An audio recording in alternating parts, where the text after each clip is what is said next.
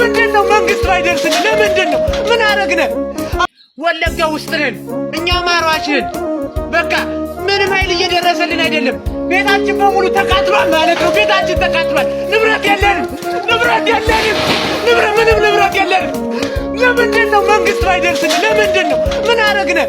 አማራ ያለ ኢትዮጵያ፣ ኦሮሞ ያለ ኢትዮጵያ አይሆንም። ለምንድን ነው እኛ በዚህ ልክ የተጠላን? እየታረድን ነው ማለት እየታረድን ነው።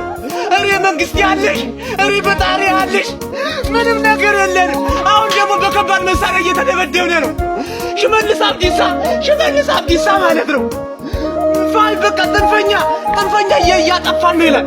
ጥንፈኛ እያጠፋ አይደለም፣ ህዝብን እያጠፋ ነው። እኛ መሮናን ከዚህ ወጣ አውጡን። በቃ አንፈልግም ካላችሁ አጅባችሁ አስወጡ። ተውን በቃ።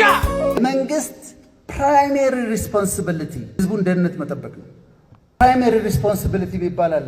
አጋጣሚ ሁለት የገጠሙኝ ፕሮፌሰር አስራት ናቸው እና ሲመጣሉ እሳቸው ሬዚደንት ሐኪሞች አሉ፣ እኛ ደግሞ ተማሪዎች አለን፣ እንከተላቸዋለን ፕሮፌሰርን በጣም በአክብሮት። አንድ ቀን አንድ በሽተኛ ጋር ሲሄዱ ያጣጥራል፣ ይጮሃል፣ ያለ ያቃስታል። ከዛ ሬዚደንት ሐኪሙ ሳይንስ ሊያወራ ይፈልጋል። ይሄ እንግዲህ በሽታው እንዲህ ብሎ ሊያወራ ሲል ለምንድን ነው የሚጮኸው አሉት። ፔን አለው መሰለኝ አሉ። እኛ በጣም ነው የተቆጡት፣ በህይወት ያረሰው። ምን አሉ ፕሮፌሰር?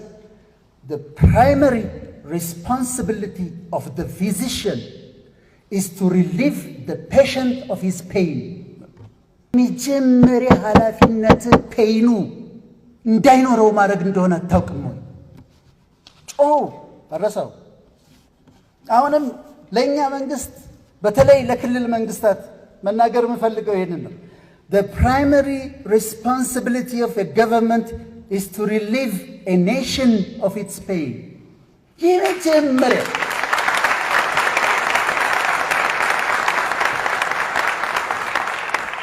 ሊበቃ ይገባል።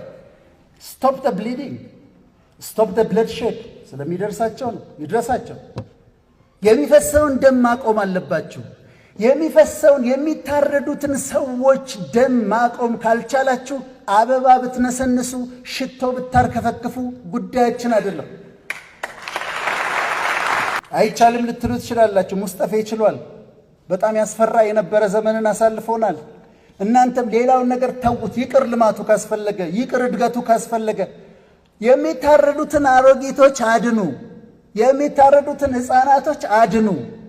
በጣም ደከመን፣ ሰለቸን። ይህ ጨለማ ሳምንት፣ የዳርክ ሳምንት፣ ዳርክ ቀን። የወረዳ አስተዳዳሪዎች ቆማችሁ ገጀራ የምታቀብሉ እግዚአብሔር ይፈርድባችኋል። የትም አታመልጡ። ከሰው ብታመልጡ